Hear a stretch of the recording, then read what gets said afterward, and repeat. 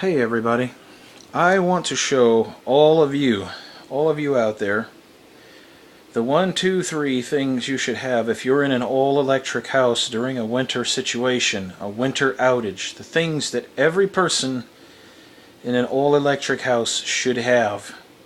And these are the bare minimum. I say this because this morning our lights went out and they didn't come on until 5 something, and this house without these things, it was already pretty cold. I woke up to an almost freezing cold house. We were about 38, 39 when the power went out, and these old houses, when the power goes out on them, they tend to lose their heat pretty fast. So let me show you what you need. This is the 1, 2, 3 of it. If you don't have anything else, if you have food, that's one thing. You have food and have water. You need enough. Maybe in the winter you want enough for about a week, depending on how far away from town you live or in town. But let me show you what you need. Okay, starting on the right and going to the left. The first thing you're going to need in any winter outage, you should get, I would recommend anybody, you have to excuse the light is a little weird here, and I'm using LEDs, so this is the first thing. This can either run, if you buy it straight at the store, if you get them at Walmart in the off season, they're like 80 something bucks. The best 80 something bucks I ever spent. This can run on Coleman bottles, or this can run, you can buy that filter. That filter is made by the people who made this, and that connector hose is made by the people who made this, and this is where they recommend against. But if you do your leak testing and you have a good bottle and you know what you're doing, you can get away with this. Get you one of these and you can run this for several days. In the I think it's like 70 something hours this thing will go on one of those bottles. I actually timed it once. But you're basically set for an outage with this in the winter time. Put this in a room that it can heat. It's 8,000 BTUs. I think it does more. I'm heating like I think it's almost about a 30 foot by 15 foot room with this. And it does a good job on high. Then you flip it down to low when it gets too warm for you, or you can turn it off. And use the low setting if you're in a smaller room. But make sure you have, in a tight house, make sure you have a window cracked somewhere to let the fumes out. And it does make some fumes. It says it can run indoors, but I don't like to take chances. It's far better than kerosene heat for that. If you've seen the price of kerosene, oh my God. But anyway, this is the first thing. This is the first thing I did when I got up, was I got the heat going after I managed to get out from the covers, which I was freezing under. A comforter really doesn't do you very good when all the heat goes out and it's like 30 something outside, which is actually 38 something outside right now.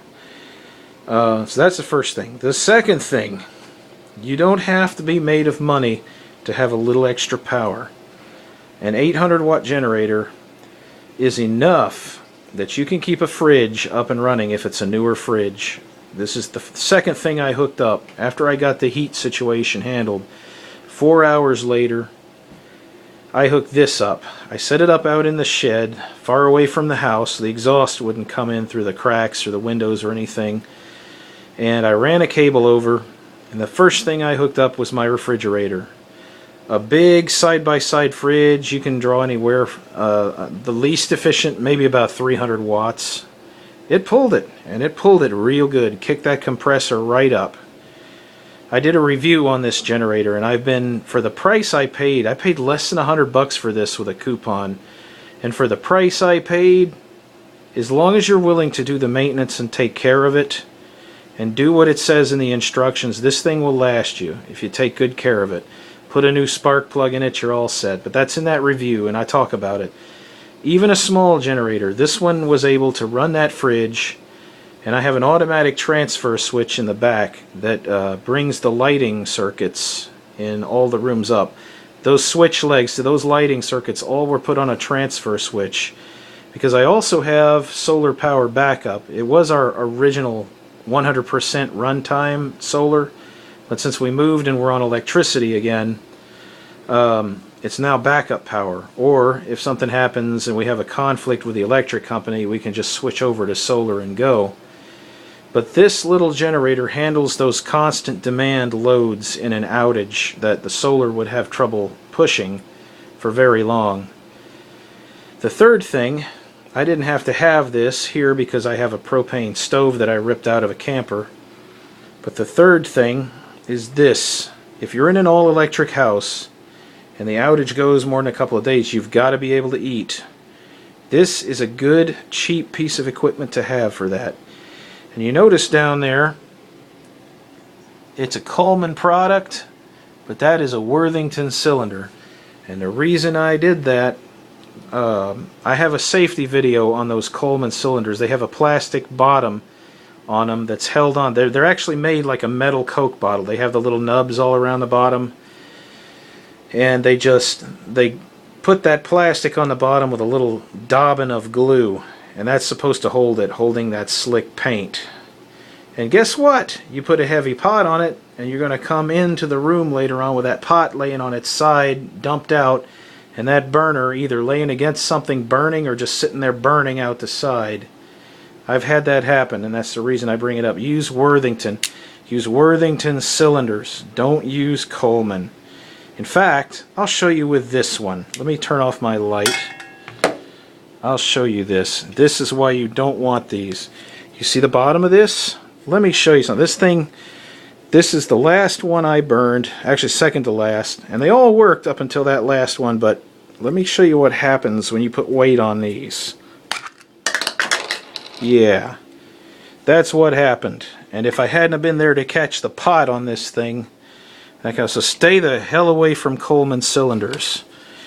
This is what they attach it with. And you put I think I had a 2-quart saucepan on this thing. And I was standing there and it started going,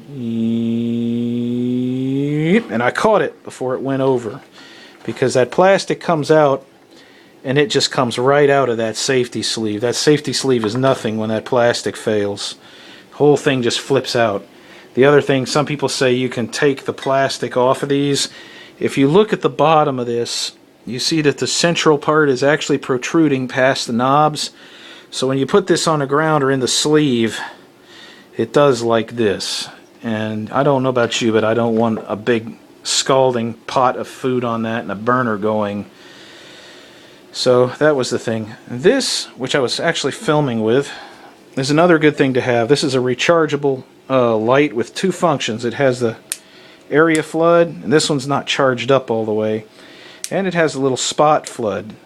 It'll run for like 4 hours on the area flood, and it'll run for like 8 hours on the or longer. I've actually gotten longer run times than they rate them for with the little 5 LED flood or spot. But those are the 3 things you should have. Aside from this, a supply of food for an emergency, and these. A means to make some electricity, some heat, especially heat, and something that you can heat meals on, canned foods or whatnot. You can bring them up to temperature and you can serve them to your family or yourself. You have those 3 things. You know, you don't have to have that little generator. If you have a lot more load to run, like you have a well house, I'm actually a little underpowered with that.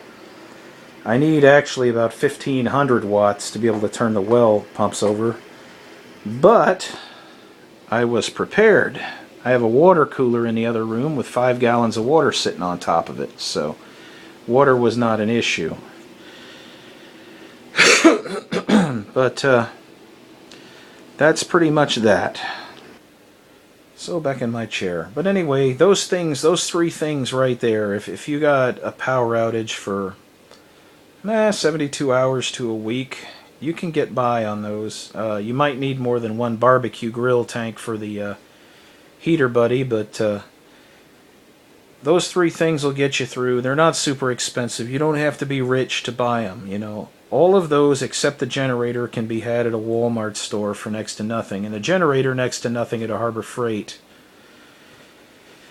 But it's a good trio. It got me out of a jam this morning. It's like I said, I woke to a freezing cold house, and I had to pull those cold clothes on, and I had to get out and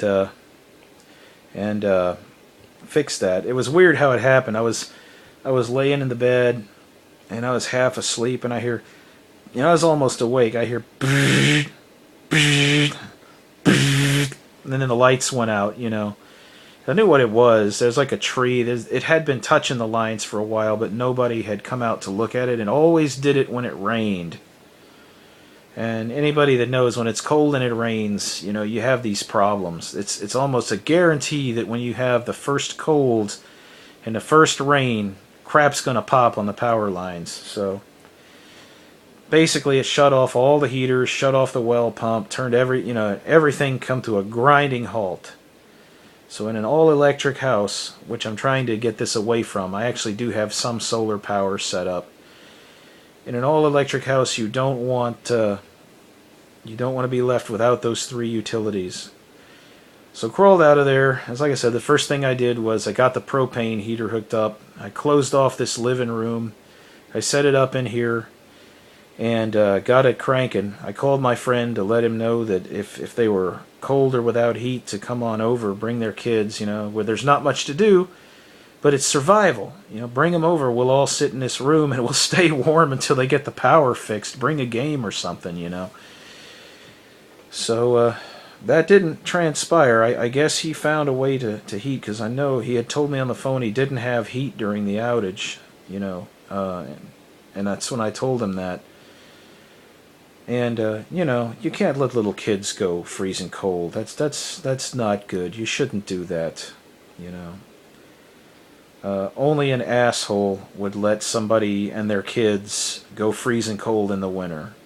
In a survival situation. Let them in your house. What the heck, If you got some heat and some blankets, help them out. And that was the plan. But that didn't, like I said, it didn't materialize. I guess they found some blankets and they found some other items. And so I got that heat going, got myself thawed out. The second thing I did, I figured if it was going to go more than 4 hours, that fridge doesn't stay cold inside very long because it's an upright. It's side by side. So I grabbed the Harbor Freight generator, toted it out to the shed, threw it out there, fixed it where the exhaust would blow out the door of the shed, and the rain wouldn't be hitting the generator.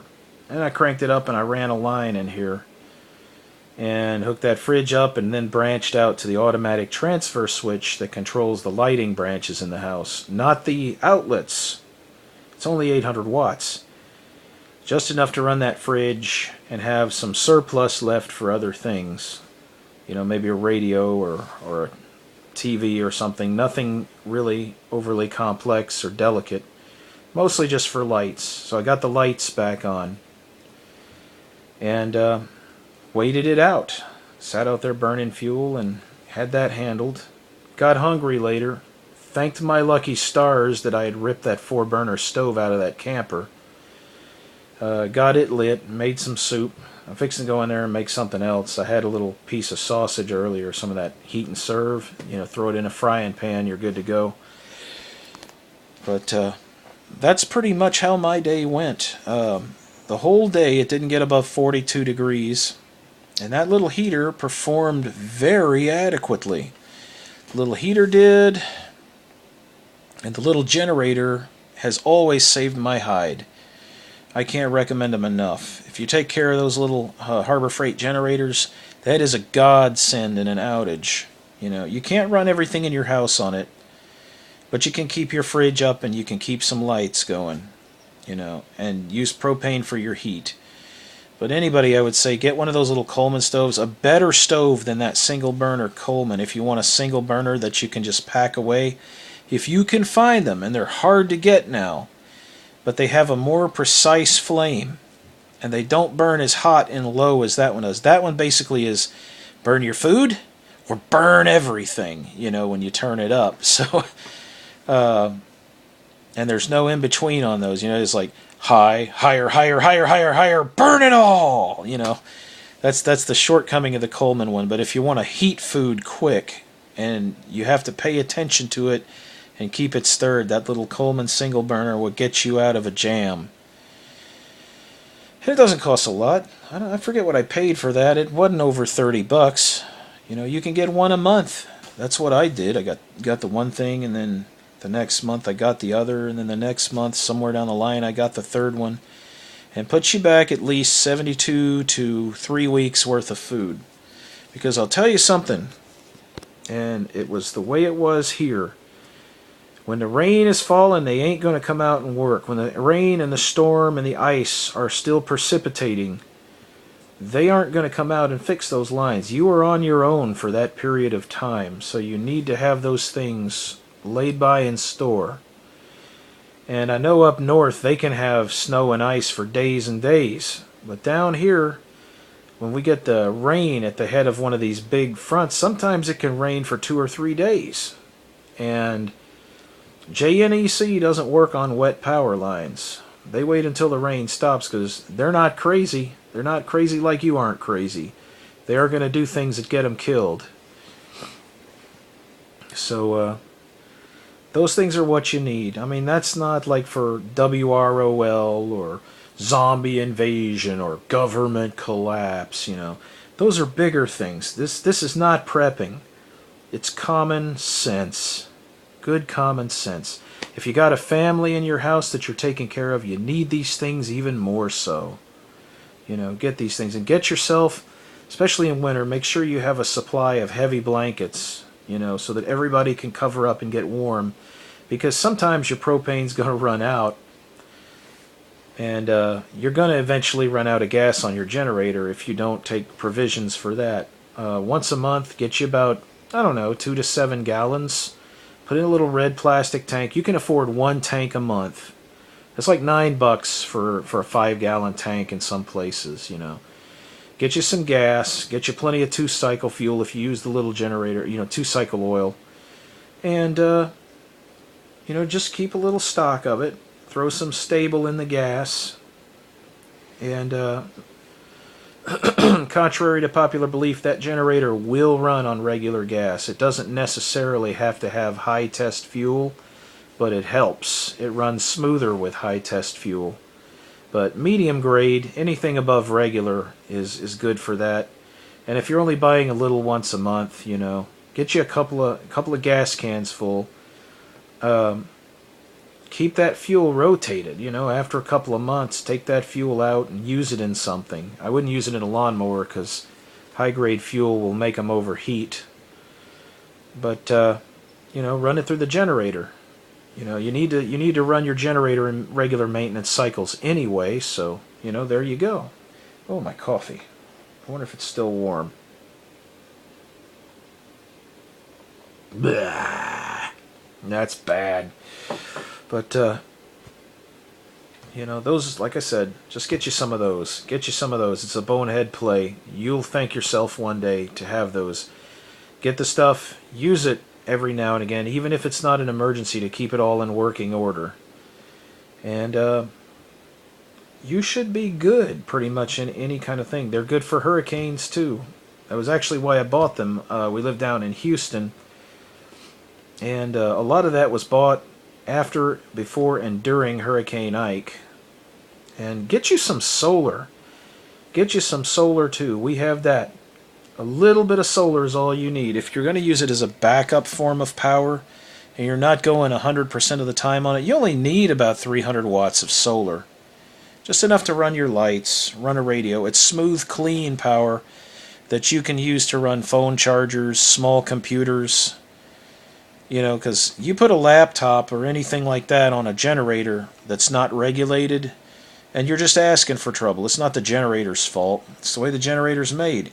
There's no generator on the market other than an inverter generator that can generate good, clean power capable of actually running computers and delicate electronics on. I wouldn't even try. Suitable for lighting and suitable for running motors, things like that. But I wouldn't put delicate electronics. A radio you could get away with. Anything with just a plain old transformer should be fine, but nothing with a switching power supply. That's it. I hope I didn't get too long-winded for you. But having gone today through a real-world experience, I'm very glad I had that gear on hand. And all I can say is I recommend everybody has it, especially now that we're getting into winter and you don't know what's going to happen. Get you one also those, the easiest way to store water for an emergency. Get you one of those primo, cheap-ass water coolers. I have one of those. They're less than $100. And get you 3 5-gallon jugs of water sealed. And use them in your cooler. When the power goes out, if you're in the country, your water goes out because everything runs on a well. And just keep 2 of those coolers closed and in a dark place with fresh water. That's 10 gallons of water. That third one, when it runs out, refill it, put it back on the cooler, and use the water out of the cooler. Don't let it sit there and stagnate. Use that water for drinking and cooking. Always do that. And when it runs down, fill some more in there and put it on top and just keep on going. As long as you're cycling the water through it, it shouldn't stagnate and go nasty on you. Moving water seldom does. If you're worried about it, you can put like a 1/4 cup of bleach into that 5-gallon thing, put some water in it, and run it. Don't drink it. Just run it through the cooler until it's in the cooler good. Let it sit for about 30 minutes to an hour, and then empty both tanks of that bleach-loaded water, and then put fresh water through it, another 5 gallons through it, and wash it out. The Primo coolers have a drain at the bottom. When you pull that little rubber plug after you take the screw-on cap off, all that water just goes out the bottom. And all you got to do is reload it, out the bottom. And it's cleaned after about 2 or 3 exchanges, and you can go back to using it for regular service. If you're worried about the water stagnating, especially if you have a well that's non-chlorinated, if you're worried about the water stagnating in the 5-gallon jug, put a half a teaspoon of bleach in it. That is all you need. Let it sit 30 minutes and then put it on the cooler, and it's ready to go. With that little bit of bleach in there, anything that might be growing in there is gonna die. So, but those are the things, just simple preparations that'll help you along on your way, especially if you really don't want to be on your own without those things. It's good to have them. And it's good to have enough that if your neighbor needs help, you can help your neighbor out too. For every person that lays in those little kits like that, or those little bits of provisions, there's always somebody that doesn't. There's actually many that don't these days. But you want to be on good relations with your neighbors, and you want to watch out for your neighbor. It's very important. Very important. And though me and my neighbors, we may have disagreements on some things, it is the humane thing to do. It is the proper thing to do to help your neighbor if they need it. If you've got enough, within your power without sacrificing too much from yourself, you yourself have to survive too. But try to put aside enough that if your neighbor comes by and they have kids or something and they need some food or they need some heat or whatever, open your house to them, let them in. If it's a short crisis, then that's all you have to do. And have a little bit of extra food in case, It just happened that right now I did have a little extra food. I've got to rebuild my stocks. I've got enough for maybe a week, but beyond that, at the moment, not. I've got a lot of canning to do. But enough that I could share with somebody for a couple of days if I had to. So, all is good. So y'all have a good one, and please try to stay warm, good people.